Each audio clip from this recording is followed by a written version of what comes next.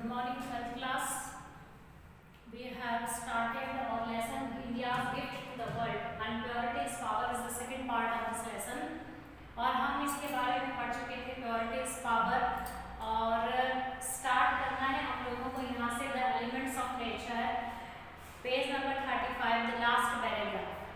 तो यहाँ पर प्योरिटी के बारे में शुद्धता और पवित्रता के बारे में बताया गया है कि शुद्धता और पवित्रता में ही शक्ति है. Purity is power. कई एग्जाम्पल हम लोगों को यहाँ पर प्योरिटी के दिए गए हैं, पवित्रता के दिए गए हैं कि हमें बाय हार्ट कैसे प्योर होना चाहिए, पवित्र होना चाहिए. The elements of nature have the ability to purify not only things but also being as well. The elements of nature.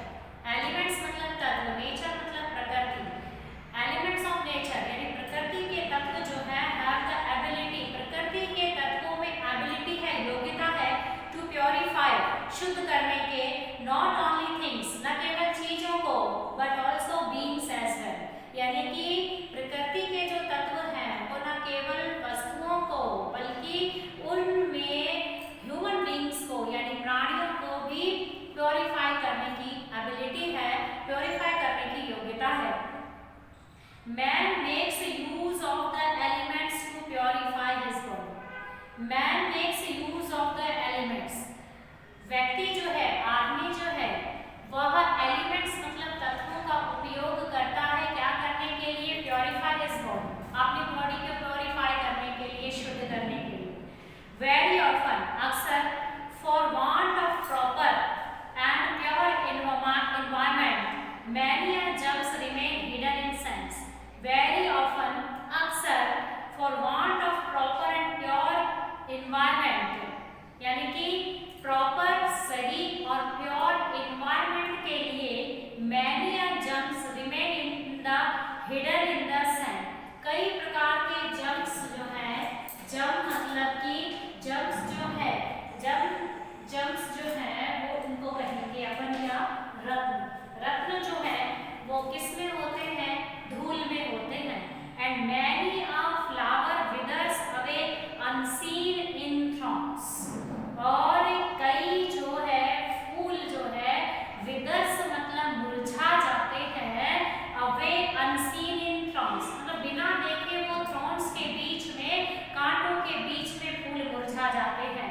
तो क्या कहते हैं लेखक कि very often for want of proper and pure environment, यानी सही और शुद्ध पर्यावरण पाने के लिए कई जो जर्म्स होते हैं, कई जो जर्म है यानी कि जो रत्न है वो सैंड में यानी मिट्टी में छुपे हुए रहते हैं, और कई ऐसे फूल हैं जो कांटों के बीच में बिना देखे मुरझा जाते हैं. समटाइम्स किसी समय इनसफिशिएंट एंड इम्प्रॉपर ट्रेनिंग, और किसी समय इनसफिशिएंट मतलब असंतोषजनक एंड इम्प्रॉपर और गलत ट्रेनिंग मतलब प्रशिक्षण, स्पॉइल्स मतलब खराब कर देता है the inborn traits of virtue. Traits मतलब गुण, ट्रेड्स मतलब गुण ऑफ वर्च्यू, यानी एक व्यक्ति के वर्च्यू मतलब कि एक अच्छे प्रकृति के जो ट्रेड्स हैं, गुण है, विशेषताएं है, क्वालिटी है, उसको अगर सही ट्रेनिंग नहीं मिलती है तो वह ट्रेनिंग अगर उसको इम्प्रॉपर और इनसफिशिएंट प्रशिक्षण मिलता है एक व्यक्ति को, तो वो एक व्यक्ति के गुणों को, तो उसके सारे ट्रेड्स जो है, सारी क्वालिटी जो है वो क्या हो जाती है? स्पॉइल्स हो जाती है, खराब हो जाती है. तो वो ये बताना चाहते हैं कि धूल में भी हम शुद्ध पर्यावरण और प्योर पर्यावरण पाने के लिए कई ऐसे रत्न जो है हम लोग जमीन में ही छुपा देते हैं, यानी वो हमारे सामने उजागर नहीं होते हैं. और कई फूल ऐसे होते हैं जो कांटों के बीच में ही मुरझा जाते हैं बिना देखे, क्योंकि उनका सही उपयोग नहीं किया गया, उनका सही यूज नहीं किया गया, और क्योंकि उनका सही, तो यही वो कह रहे हैं कि अगर किसी चीज को प्रशिक्षण अगर गलत दिया जाता है, प्रॉपर एंड इनसफिशिएंट ट्रेनिंग दी जाती है, तो वह ट्रेड्स को स्पॉइल्स कर देता है, मतलब कि गुणों को, एबिलिटी को, क्वालिटी को, योग्यता को खराब कर देता है. Even if the inborn nature is a little impure, यहाँ तक कि द इनबॉर्न नेचर मतलब कि जो इनबॉर्न नेचर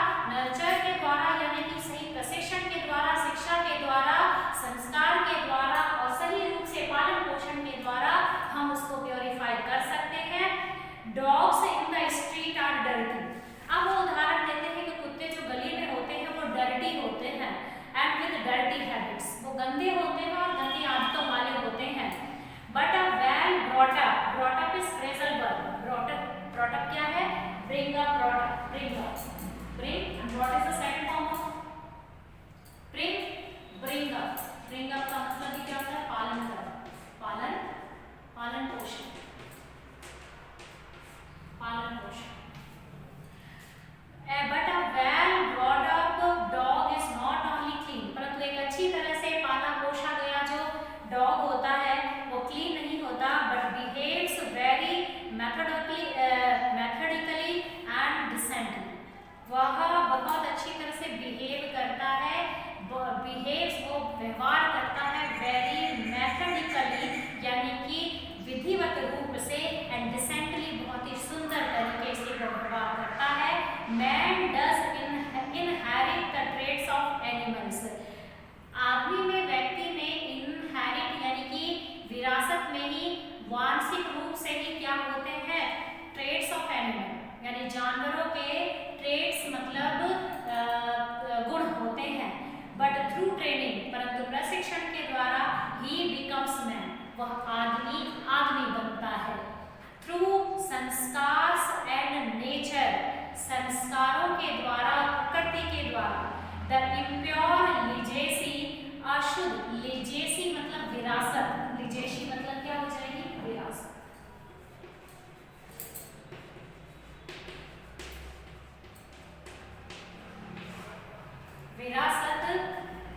विरासत from the animals is washed of through संस्कार एंड नेचर, प्रकृति और संस्कारों के द्वारा। द इम्प्योर लिजेसी, जो अशुद्ध विरासत है, फ्रॉम द एनिमल्स, जो उन्होंने जानवरों से ली है, इज वॉश्ड ऑफ, वो धुल जाती है।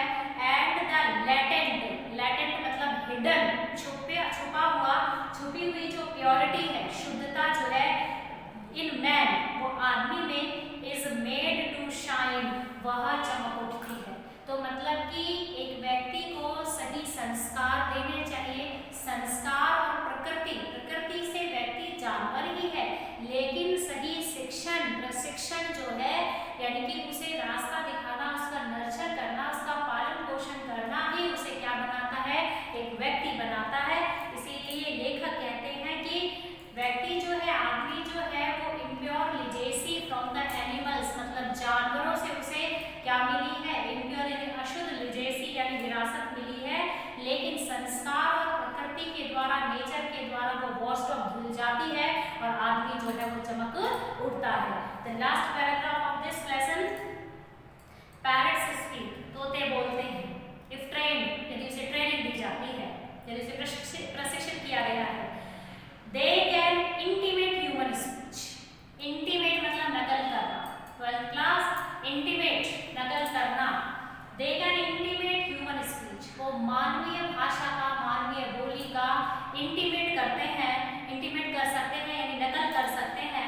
Two parrots were brought up by two people, अब फिर एक एग्जाम्पल देते हैं कि दो तोते जो थे, brought up मतलब वही बनेगा, brought up वाले पोसे गए दो लोगों के द्वारा। One was a hunter, एक तो शिकारी था, the other a scholar, scholar मतलब विद्वान, एक विद्वान था। They both trained their pets in speech, और वे दोनों, उन दोनों ने ट्रेन किया, प्रशिक्षित किया their pets, उनके पालतुओं को यानी तोतों को, in speech मतलब बोलने में। The first parrot brought up by the hunter, पहला तोता जो था वो पालन पोषण किया गया उसके किसके द्वारा? एक शिकारी के द्वारा। Spoke words of harshness, harshness मतलब कर्कशता से भरे हुए शब्दों को बोलता था। harshness मतलब कर्कशता से भरे हुए शब्दों को बोलता था। Its expression, और उस तोते की जो expressions जो थी, उस तोते के जो हाव भाव थे, उस तोते की जो अभिव्यक्तियां थी, वह crude मतलब क्या थी? crude मतलब निर्दयी सी, and rude और कठोर, and uncivilized असभ्य थी। The second bird had acquired softness in speech, और दूसरा पक्षी जो था वह acquired कर चुका था, प्राप्त कर चुका था softness मतलब कोमलता को, in speech यानी अपनी बोली में दूसरे तोते ने softness मतलब कोमलता को, मधुरता को प्राप्त कर लिया था। It spoke with refinement and culture, it spoke with, वह